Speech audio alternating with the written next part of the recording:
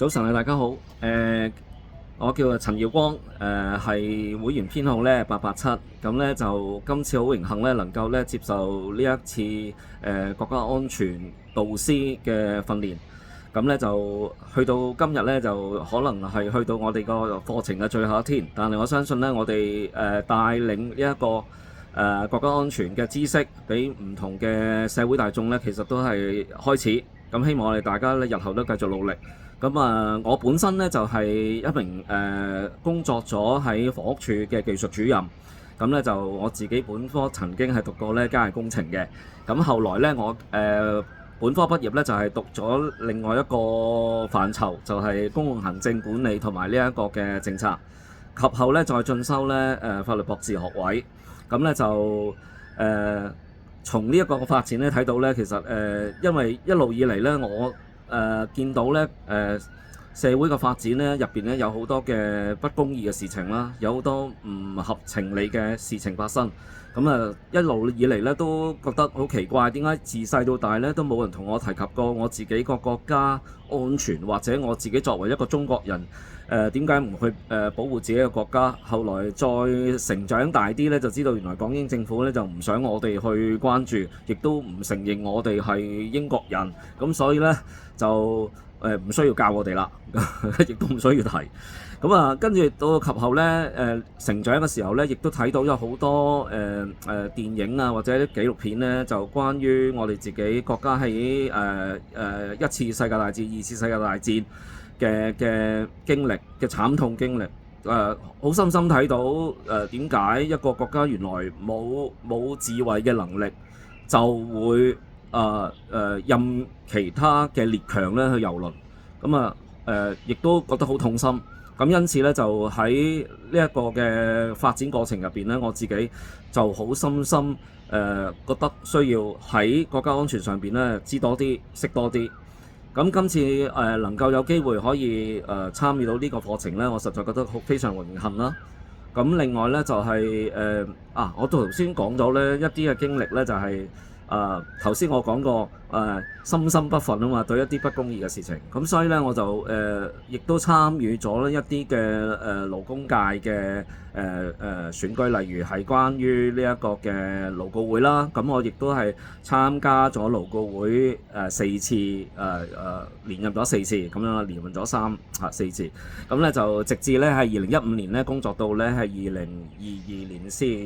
退任嘅。咁咧就喺當中入邊咧，亦都完成咗一啲嘅立法啦，完成咗一啲嘅幫手，或者喺個議論上邊咧、議題上邊咧，去為一啲勞工嘅權益咧去爭取，以至咧能夠多啲嘅勞工去發揮佢哋嗰個嘅潛能，亦都可以咧能夠得到更多嘅安全保障。咁當然啦，我喺個經驗入邊咧，我睇到咧勞工嗰個嘅權益嘅爭取咧，其實係需要咧循步漸進嘅，亦都唔可能咧係一刀切。所以咧就及後如果有機會咧，我再喺勞工界入邊嘅服務嘅話咧，我會即係爭取咧所有嘢都係先咧就係去爭取一小步。咁通常咧喺政策上面咧就係成效不彰咧，成效不彰之後咧，我哋就會多多檢討，跟住咧就會再重新嘅去檢視或者係重新嘅立法。咁我覺得咧呢一個咧循步漸進嘅 approach 咧，我哋英文叫做 incrementalism 啊。咁我覺得咧都係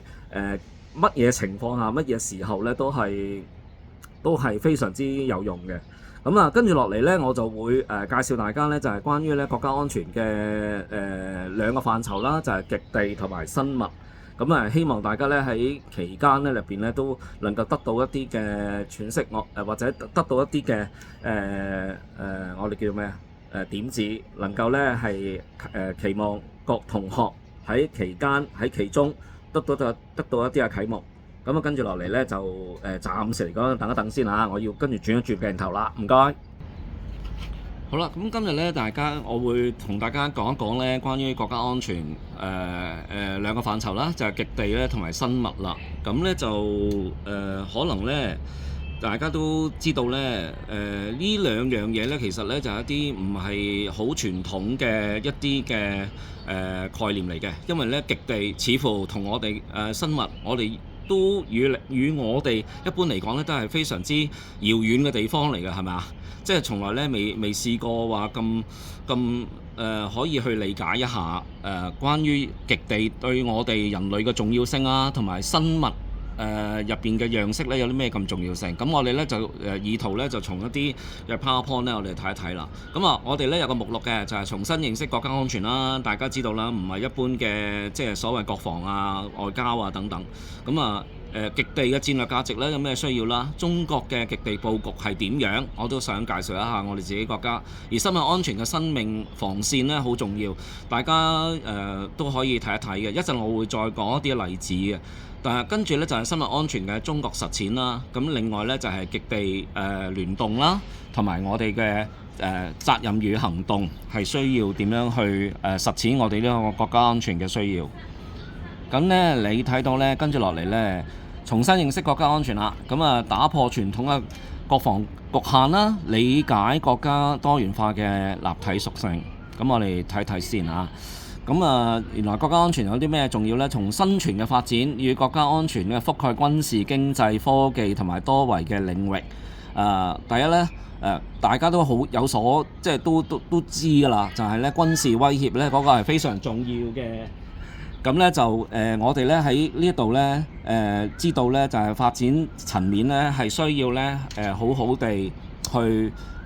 為到我哋嗰個嘅經濟發展啦，會有一個嘅原因啦。跟住呢個社會層面上面呢，就係防範公共衛生啦、生態災難啦等等。咁啊，跟住我落去再睇睇一啲唔同嘅領域啦。咁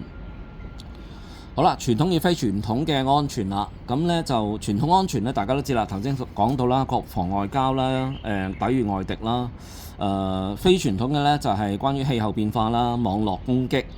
生物威脅同埋一啲嘅隱形跨域嘅風險，二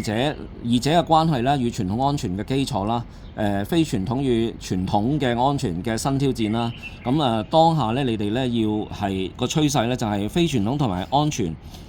同埋係非常之突顯嘅，就成為咧國家安全咧防禦嘅重要組成部分啦。咁一陣我哋再睇落去咧，就有一啲例子啦，可以再睇睇。咁看不見嘅戰略疆域啦，咁例如頭先講到嘅極地啦、深海啦、太空啦，甚至乎呢啲嘅領域咧，都會係成為我哋咧國家安全嘅隱形戰場。咁大家都會聽及過啦。咁點解嚟緊我哋會咁深刻嚟緊嗰個太空咧？例如係月球嗰個基地啦，嗰個嘅建設啦。咁有一啲嘅研究咧就話咧，因為地球與月球與地球之間咧係真空啊嘛，咁所以如果咧你發射一啲嘅飛彈咧，係唔需要1秒咧就能夠咧嚟到地球噶啦。如果你喺太空發射一啲嘅火箭，咁你諗下唔夠1秒，即係超高音速嘅速度咧嚟到地球，咁你諗下對自己個國防威脅咧可以形成一個幾大嘅影響啊！咁頭先我講到啦，極地疆域啦會有咩問題？因為冰層下邊咧就藏住有好多尤其是北極啦，而家咧嗰個嘅溶解啦，咁變成一啲嘅新航道啦，咁呢啲都係會變成一啲好大嘅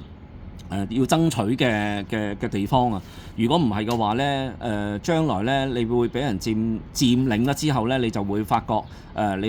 你嗰個航道嗰個嘅影響呢個經濟啦，同埋咧會俾人咧箍住頸子啦，就好似而家咧即係霍爾木茲海峽啊，同埋呢一個格陵蘭咧嗰個嘅領土嘅爭端咧，都係成為一個好緊張啦嘅議題啦。甚至乎係呢一個另外一啲嘅要道啦，例如巴馬馬啦。咁另外生物方面咧，喺基因資源上面咧，即係種子庫啊，同埋國家生命安全咧個科技咧競爭咧，都成為一個核心嘅資產。咁大家都知啦，即係嚟緊嗰個嘅領域咧，我哋都會好好嘅再一次嘅探討關於生物基因入邊嗰個嘅影響。咁極地安全咧，我哋亦都睇到咧，個戰略價值喺邊度呢？因為呢，佢係冰封啦，咁所以呢，佢有好多嘅情況呢，會導致呢佢哋有一啲嘅影響嘅。咁我頭先提一提啦，咁地球上邊呢，有一啲其實呢嗰個極地呢，就作為一個天然嘅好似空調咁樣嘅安排啦。咁你見到如果融冰呢，就有機會呢導致呢水位上升啦。咁啊，亦都會影響生態啦，或者係一啲極端嘅天氣嘅。所以呢度呢，就要即係多多留意啦。咁另外咧，北極航道咧就佢個經濟潛力咧就呢個唔使話下啦，因為原來咧當你喺經過北極航道咧，你可以經過譬如阿拉斯加啦嗰個位置咧，即係上俄羅斯咧嗰個位置咧，就可以直接去到呢個中歐。歐洲嘅地方，咁咧就一過到去咧就唔需要再經嗰啲下邊嗰啲嘅，譬如話蘇伊士運河啊、巴拿馬運河嗰啲咁樣嘅地方啊，直接可以去到嗰啲地方啊。咁所以咧嗰個經濟北極航道嗰個重要性咧同埋戰略價值咧都非常之高嘅。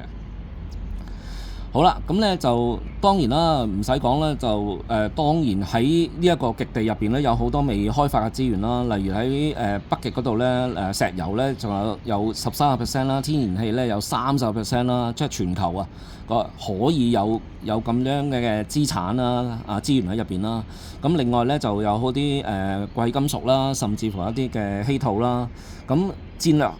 方面咧就係你諗到啦，如果喺嗰度咧能夠係縮短而家現時航運嘅1/3路程咧，咁所以嗰個北極嘅航道咧係嗰個重要性喺度啦，因為佢可以大大咧節省咧嗰個嘅開支啊，即係嗰個travelling啊或者係 transportation 嗰個嘅開支，咁咧對於嗰個市場嘅競爭咧同埋非常之重要嘅。咁我哋國家咧嘅極地佈局會係點樣情況呢？就係我哋咧就會有以下嘅嘢啦，例如咧我哋咧一早咧已經咧有好多嘅科考站咧嘅建設啦，例如先後咧我哋有長城站啦、中山站啦，同埋一個開展咧氣候嘅生態研究，而破冰船嘅投入啦，例如雪龍號啦、雪龍2號啦，已經咧係承擔咗喺極地考察嘅重要性，同埋咧深入去了解嗰啲冰川啊、海底啊嗰啲咁樣嘅資源探索。咁另外喺國際關係咧，因為我哋咧係北極理事會裏邊咧都有機制嘅，係可以咧我哋作為中國可以啦去將一啲嘅方案啦，同埋一啲嘅國際增強我哋嘅國際話語權啦。因為如果你唔喺其中説話咧，你就會被排出以外，甚至乎咧就成為呢個餐台嘅上邊嘅食物，就唔係喺餐台外享受嗰個食物嘅人啦。好啦，咁啊跟住於是乎咧，我哋就可以有呢啲科學嘅數據積累啦。咁啊睇到咧有極端天氣啊、預防啊等等咧嗰啲嘅數據咧嘅重要性。咁對於我哋中國嚟講咧，我哋一定咧會係去繼續咧去爭取咧喺北極航道裏邊咧納入呢個一帶一路嘅繼續嘅。咁咧就例如咧係航道開發啦、能源嘅合作啦，同埋經貿嘅聯結。就點解會係咁樣？你都睇到即係有一個美國國家咧，點解咁緊張即刻話要連呢個格陵蘭啊都要即刻攞埋咧？就係佢想操縱嗰度嘅資源嗰個嘅控制，同埋甚至乎係戰略地緣政治嗰個嘅戰略嘅需要。咁呢一個亦都係嚟緊，我相信咧嚟緊以嚟咧就係我哋國家同美國之間嗰個嘅競爭咧，就係會喺呢個北極嗰個航道上邊咧，會係一個好白熱化嘅情況發展成為。咁極地咧上邊咧，亦都有一啲嘅戰略嘅預置啦，例如我哋有啲考察站啦。咁另外咧就安全保障嗰方面咧，我哋亦都會去探測嗰個氣候嘅風險啦。咁科技帶動啦，我哋會有一啲破冰技術啦，例如頭先講到我哋嘅雪龍號啦。咁因為咁樣嘅緣故咧，我哋可以爭取更多嘅國際形象嘅。好啦，咁啊去到生物安全啦，呢個咧就我哋更加咧要關注㗎啦，就係咧糧食啦，同埋呢個防線。咁啊，大家都覺得好奇怪，點解我哋過關嘅時候咧，特別咧我哋會去鉗制一啲由外國帶翻嚟嘅生物，或者係一啲嘅食物係生嘅食物咧，咁點解唔可以帶入嚟咧？咁大家其實都知啦，因為有好多嘅病毒啊或者細菌咧，原來咧係可以咧通過呢啲咁樣嘅生嘅食物咧係帶入嚟，而呢啲物種咧可能咧會導致一啲我哋自己國家裏邊咧呢個災難性嘅影響啊，例如咧佢會侵蝕咗我哋其他嘅物種啦，甚至乎咧佢可能會帶來一啲咧危險嘅病毒啦，或者係資源咧會導致咧呢個會有啲可能潛在嘅疫症嘅。譬如話咧，有人講過咧，就係03年咧嗰次嘅沙士咧，其實好奇怪嘅，就係對於我哋所謂歐美人士咧，就係個影響咧就好細嘅，只不過係傷風感冒嘅啫。但係咧，對於亞洲人嚟講咧，就係可以喺3日之內咧就致利於死命。咁呢啲咁樣嘅病毒，其實咧我哋都係需要防範嘅，而且咧有一個機制需要咧公共健康機制咧去防疫嘅。咁啊，正如頭先講啦，就係新冠咧會導致就係經濟停擺啦，突顯咗呢個生物安全嘅重要性啦。咁啊，新興傳染病咧，亦都會導致咧成個醫療機制啊，會有受到影響啦。所以我哋就要密切要注意嗰個監察同埋嗰個嘅傳染啦途徑啦。咁另外咧，生物技術啦，因為咧有好多咧係基因編輯啊或者改造嘅食物啊，咁咧可能有機會咧係會導致咧即係影響咗一啲其他嘅物種嘅。例如我舉例啦，就原來咧我哋買一啲大豆翻嚟咧，我哋發現到咧嗰啲大豆咧，我哋係喺自己本土咧係唔能夠再種嘅，因為咧嗰啲大豆咧本身咧就係已經咧基因改造咗。而導致咧，我哋就算買咗翻嚟之後咧，我哋只可以拎嚟食用，而唔能夠再種植嘅。咁呢個咧就係一種好明顯係一種經濟保護嘅行徑啦。咁我哋都要注意嘅。咁另外咧農業上邊啦，頭先我講到啦，就係我哋小心啦，就唔可以俾人哋即係卡脖子啦。咁我哋嗰啲咁樣嘅基因改造食物咧，我哋其實都需要咧要防範啦，或者係要注意啦。我哋自己擁有嘅物種咧，亦都唔可以立亂咧俾人哋去即係盜取啊，或者係俾人哋去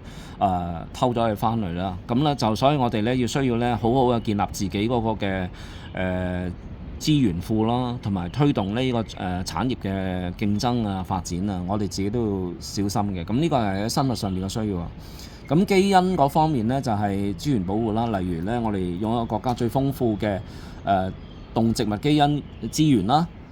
具有不可替代嘅價值嘅。外國機構啦，唔可以流失俾外國啦，法律保障啦，同埋咧利用一啲我哋藥物啦，同埋農業嗱，因為咧最近嗰個嘅疫情咧，你會發覺咧係來之咧係好急速啊，所以咧我哋喺呢個基因科技上面咧，亦都係需要咧好好嘅去發展啦，以至我哋能夠咧爭取咧盡快咧去將嗰啲疫情咧即係去壓止啊，或者保護我哋自己保障方面咧，咁當然啦，我哋需要咧又要立法啦。咁覆蓋嘅範圍咧就係關於防控啦、生物技術啦。咁人人有責㗎啦，唔使講啦。我哋總之咧建議就要報啦。核心技術咧自主呢度咧就講到頭先講到啦，即係幾樣嘢啦，疫苗研發啦、基因科技啦、生物種植啦，等等。好啦，全民參與啦。咁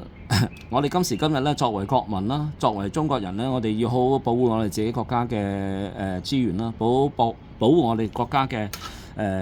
利益啦。咁所以咧，我哋咧要係見到有疫情嘅監測啊，我哋公眾、我哋基層咧要防護啊，學生要認識啊，應急同埋點樣應急。咁呢啲咧都係我哋一啲個人嘅責任啦。最後咧，極地與生物嘅聯動係乜嘢咧？好，頭先講到啦，就一定係嗰個嘅經濟影響啊！因為咧，你睇到咧，如果喺極地咧嗰度，佢哋會有好多好抗凍嘅基因啦，同埋一啲農作物嘅抗寒嘅物種啦，例如動植物都有噶啦。咁咧呢啲其實可能咧會成為咧我哋喺生物科技上面嘅一啲嘅研究，以至咧我哋能夠咧去研究出一啲新嘅物種啊，或者新嘅物料，係去幫助我哋咧去造福我哋社會人群嘅。咁另外咧就係生物科技啊，或者農業創新各方面咧，我哋要有抗逆力啦。生物能源上面咧，我哋可以繼續發展啦，或者環保上邊嘅技術咧，我哋要行 ESG 啦。咁咧好好嘅去保護我哋自己嘅國家環境。咁呢個都係